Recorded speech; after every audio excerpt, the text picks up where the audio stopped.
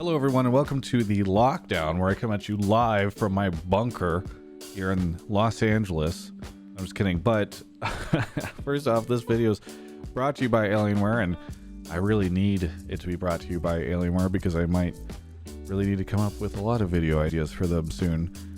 But well, a lot of you may have seen the news that came out today about the LCS now going no audience throughout the rest of the split and playoffs. And not only that, but they're not going to have any media access either. I kind of correctly predicted this last night whenever I saw the news about somebody who allegedly had coronavirus in the NBA going and touching all the press microphones as a joke before he got diagnosed. And it's just the type of thing where as soon as I see that, I'm like, right, it's definitely going to shut down media access tomorrow. And sure enough, I wake up this morning and here we are.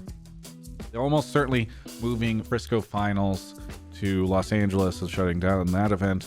If I had to speculate, this is pure speculation, but a lot of events right now are sort of waiting for the local cities to shut them down, because in contracts and that type of stuff, it's better for you if you're not the one canceling it, but you know, it's something that's happening at the city level, or it's just because of a natural event or whatever. So that's my guess as to why it's not announced yet, but it's like 99% in my opinion that spring finals isn't happening in Texas, which is a huge disappointment for a ton of reasons. Obviously not the biggest problem right now, we've got bigger issues than that, but in this video, because I told you guys about a week or two ago that I really wanted to bring you guys more behind the scenes and be transparent, kind of like I did in the beginning of all this, I want to talk about what this means for me and what we're going to do about it on this channel.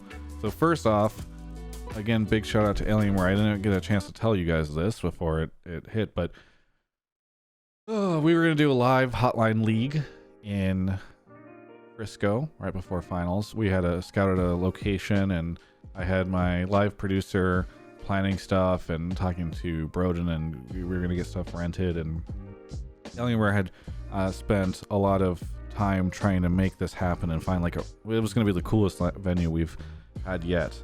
And obviously it's not going to happen now. By the way, I'm not complaining about any of this stuff. I think it's probably for the best given, you know, everything we're hearing nowadays. But it's still disappointing. And we were considering, you know, could we do it in LA before, you know, in the past week or so. And now obviously, given so much of the information that's coming out and the way this is spreading, we've decided not to do that. So no live Hotline League. Pretty big disappointment for me. It was a smart decision, but still a rough one. So anyway, that's an example of a situation where it's kind of disappointing, because I like doing that event. Mark and I both do, and the ramifications are not just personal, like I don't get to interact with you guys, or professional because we don't get to create this, but also financial, because that's the type of thing where I make some money from doing it. The producers, who are all freelancers, and video folks get paid. Mark gets paid. So it's like a direct effect across personal, professional, and financial. As a fallout for this, so it's kind of disappointing.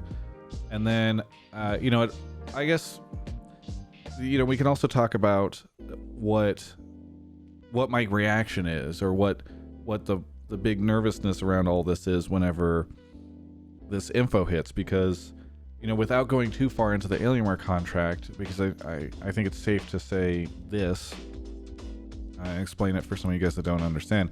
Normally for media things or influencer things, you have these called deliverables. It's like a list of deliverables. It's the things that we are going to deliver, Travis, Gafford, and crew, to our sponsor. And so for this Alienware contract, you know, it's stuff in there like, we're going to deliver, you know, approximately X amount of videos for spring split, and X number of videos for spring playoffs, and X number of videos for spring finals, and MSI, and summer, and worlds, and hotline leagues, and blah, blah, blah, blah, blah. Well, if I don't have access to these events, or sorry, to LCS and all that, and I can't interview the pros, not only am I super bummed personally, because I like telling the stories of these things and finding out, you know, will TL rise, and can I interview players if they do, or if they don't, can I interview players about that? Can we continue to talk about C9's, you know, dominance? And just, you know, I like this job. I like doing that stuff. And so being prevented from doing it. That really sucks. But also, I start to wonder, oh, I've taken some money from some people and told them I was going to give them something. And if I don't give them those things, it's not like when I was at Yahoo where, if it was 2017 and all this was happening, Yahoo would just say, okay, everybody's going to work from home and your paycheck's going to come, your insurance will be fine, et cetera, et cetera. I owe folks, sponsors, content. Now, Alienware is super gracious. It's not, I talked to them today. It's not like they're like, Travis, you better get these videos out or we're going to not give you any money and your rent is going to be screwed. But, it's not good if I can't do the work that I have told companies I'm going to be able to do. So pretty spooky situation to be in. And it's not just me, right? Like I have video folks that work for me and editors and people who rely on me being able to pay them for stuff because they're freelancers. And it's just kind of a scary time to be self-employed or not a salaried employee at some company that will keep you around through this storm. So that's kind of how things have been being kind of spooky lately. I don't want the business to break down or fall apart. But what has been very cool, and I want to give them a ton of credit for this, is Riot has been proactively trying to figure out a solution to accommodate remote interviews. So I was talking to them today about it. We're figuring out some stuff. And it looks like we'll probably have something in place for this weekend. I'm pretty confident about that. So I will still be able to do interviews this weekend. And we're figuring out I don't want to promise anything because literally all this has happened in the past couple of hours. I wanted to loop you all in as soon as possible. But I think we are going to be able to figure this stuff out. Who knows what the LCS looks like in the next couple of weeks, right? Like LPL had to switch to they had to suspend the LPL for a while. LCK is suspended, and now LPL has the teams doing stuff from their own places. I have no idea what this is going to look like. Nobody's really told me, and obviously I think a lot of people are still figuring it out. But for now, I think we might have a solution, at least for this weekend. Things, again, one of the bigger things too is what happens if, for spring finals, for instance, I normally go to finals and I make all this content with streamers and influencers and different people that are attending, and we do cool on the ground stuff and vlogs and all that. If spring finals are just in the studio and it's just like one match and maybe I get an interview with the winner, maybe not, because they don't always do winner interviews after these things, it's just, there's a ton of content that's going to be potentially missing from the channel. So setting aside Riot, which again, really appreciate them doing stuff, I want to give a shout out to the teams. I was planning on reaching out to a ton of them this week, or today rather, after all this news hit, but 7 of the 10 of them have actually on their own just reached out casually and DMs or people I know over there.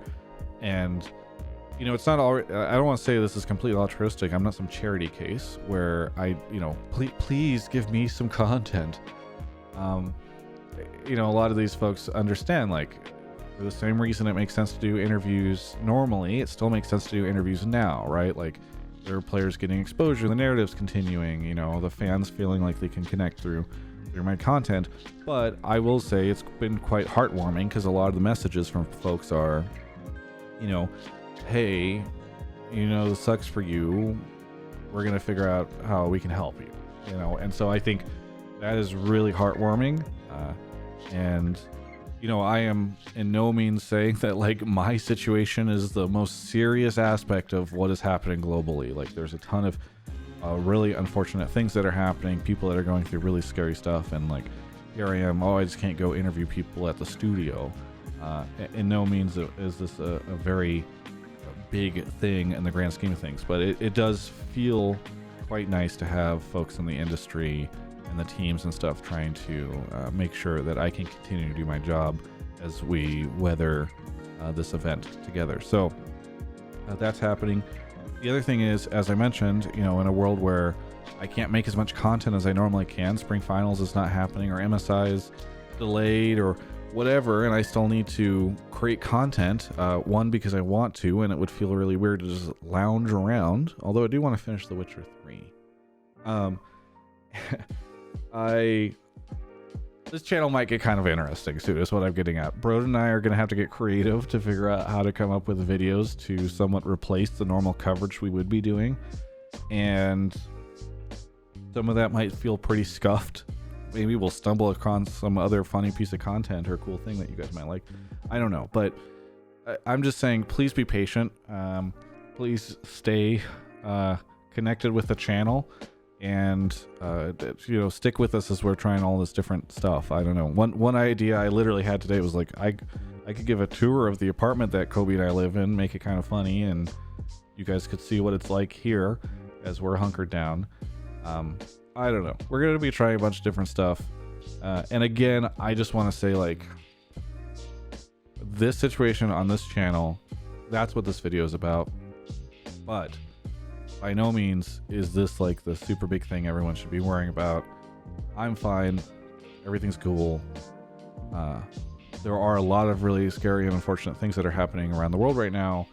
I don't want anybody panicking or try to, you know, make people feel even more nervous. It's just like, we're in a pretty serious situation globally, and those are the real important things to focus on. So, you know, I hope everyone who is in a tough situation because of this, they are taking care of themselves, and I hope everyone's being careful and taking it seriously, and you know, just be safe out there as we all figure this out together. So, hey, thanks so much everyone for sticking through the content, and hopefully you guys will continue to support it as this channel goes through kind of a weird time for the foreseeable future.